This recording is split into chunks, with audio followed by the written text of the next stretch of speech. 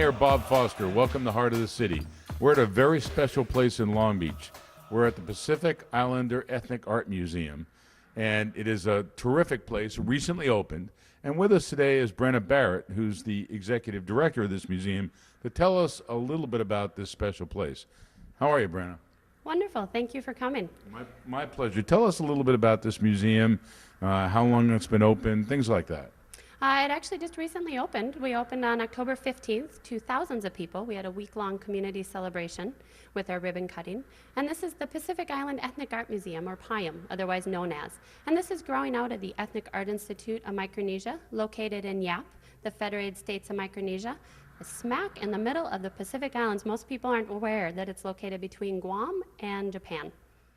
So now I know that the part of the exhibit, or maybe most of the exhibit, came from Dr. Robert Gumbeiner's collection, and I happen to have the pleasure of being over at his house for dinner years ago, and we actually toured. He had it in the house next door to his.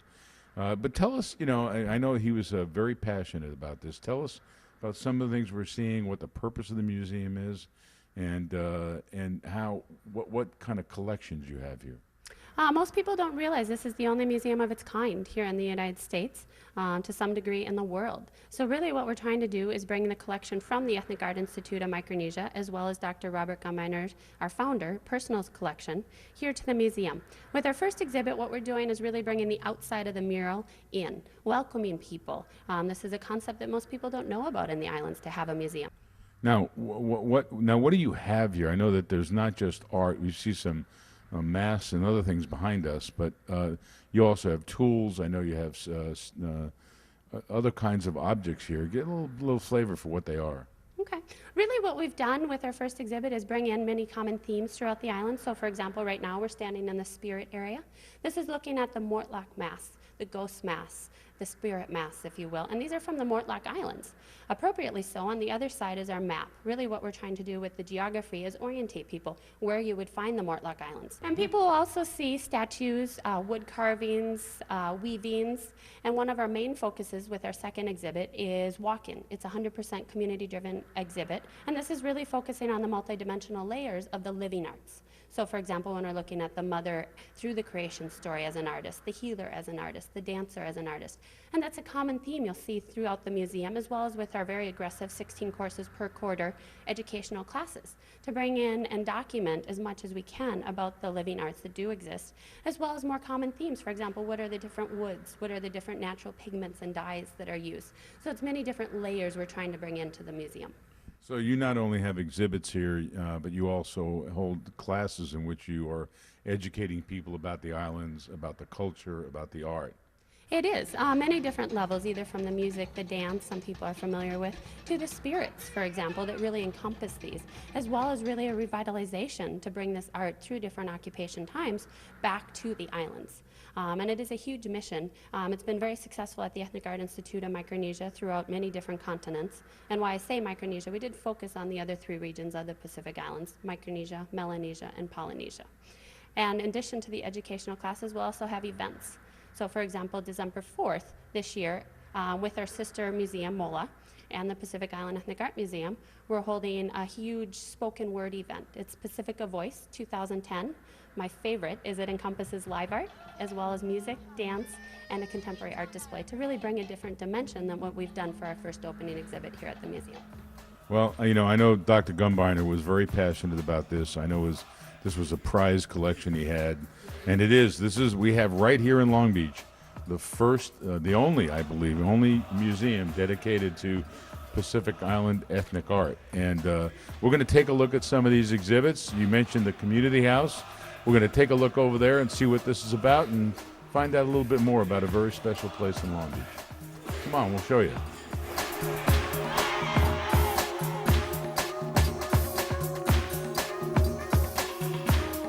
Well, now we're going to go look at the community house, and Brenna, tell me, this is a little like the Tiki Hut at Disneyland without the birds, but tell us. I know it's not, but tell us what this is. Focusing on a different theme. This is actually a representation of a traditional Micronesian house.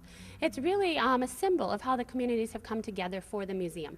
We've had 4 main community groups that have focused on this house, working until sometimes 3 in the morning. And it's really inspired different dialogues, for example, about educating people about the support beams being on the outside versus the inside.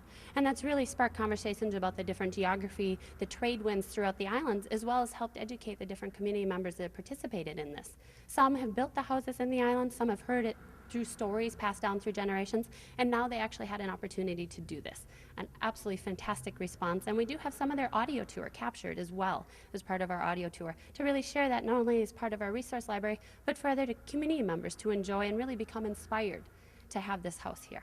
Now, this would be used in the islands. This would be a community house where meetings would be held, perhaps weddings or births, or those kinds of things? Coming together, really a place for the community to come together. And we've picked different aspects of the community to highlight with our different ethnographical displays. One of the purposes of the museum is really to highlight the functionality of the art. To do that, we've put in our flat screen, a really merging of contemporary and traditional traditions, to really bring together the images so you do have an opportunity to see how these pieces are very functional, to be a part of those community rituals that would happen in this type of house. Great. Well, this is, it really is a really interesting structure, and I hadn't realized the support beams are on the outside. That's really, that is interesting. We're going to take another look at another part. I know that's, and then we're going to go outside as well in a little bit. So let's go look at the walk-in part of this museum.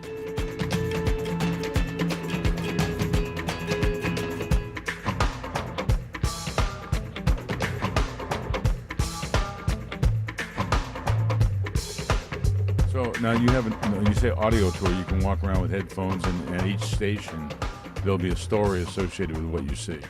It's a very common theme, as you saw in our community house, for example, really bringing the contemporary meets the traditional. So our flat screen meets our traditional artifacts. Here, our audio tour meets a modern day mobile phone tour. You can actually do this on your phone here at the museum or after you leave the museum, meeting the traditional oral tradition as it's passed down. Terrific. Well, tell us, we have a dress here. Tell us, just like one item, tell us what this is. This is actually our mestiza. This is passed down from Heidi Kanga. She's part of KCF, that's the Culture and Chamorro Performers. And this comes from Guam. This is actually an island in Micronesia. And really what this represents is the different occupational periods throughout that island. And this is representing the Spanish occupation period specifically. And this was passed down generations through her family.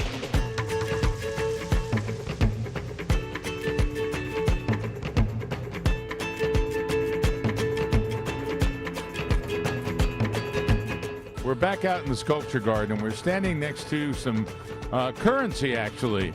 This is the currency or the money that was used and is used by Pacific Islanders. So for those of you out there that give your kids allowance, you may want to find a nice way to do it where they can't go very far with it. Brenna, tell us a little bit. You said that this was traded on an exchange and is still used by the Islanders as their money. It is still the currency today, not pocket change per se. The value is actually retained even if it is traded. As you can see by the size of these objects, they are not moved. They do stay in their traditional form, which is the stone money bank, which you're seeing us representing here at the Pacific Island Ethnic Art Museum. So the ownership could change, but they would stay in place. Correct. They would stay in place in the bank, and part of the value is actually the history that's passed along as part of the oral tradition. So it just increased in value once the stories continued to grow, for example, with the trading of land. So are the larger ones worth more originally, or is there any, does the size associated with this, or is there something else? That's actually one of my favorite questions. Most people assume that the larger pieces are the more valuable, and that's not entirely true. It's the value that's assigned to these. The stone money was actually quarried on the island of Palau and brought over by outrigger canoe. Whether someone's life was lost, there was a huge storm that was survived, that really became a part of the tradition, as well as the continuing stories that were added to the piece, is what determines the value of these pieces. So the value is also in their history. It is. It is a huge part of the history that is passed down through the oral tradition, which is such a huge essential part of each person. Well, I want to thank you so much. This has been fascinating. A lot to see and a lot to understand and a lot to learn over here at PieAM. So please, you get an opportunity, come on out, visit this very unique museum in Long Beach. And I know they'd love to have you here. And You don't have to worry about dropping these in any coin slot. They're obviously not going to work, but they are fascinating to learn about. In fact, everything here is fascinating. So come on out to PieAM. Enjoy a very unique place. This is Bob Foster signing off for Heart of the City. Remember, LBTV, connecting you to Long Beach.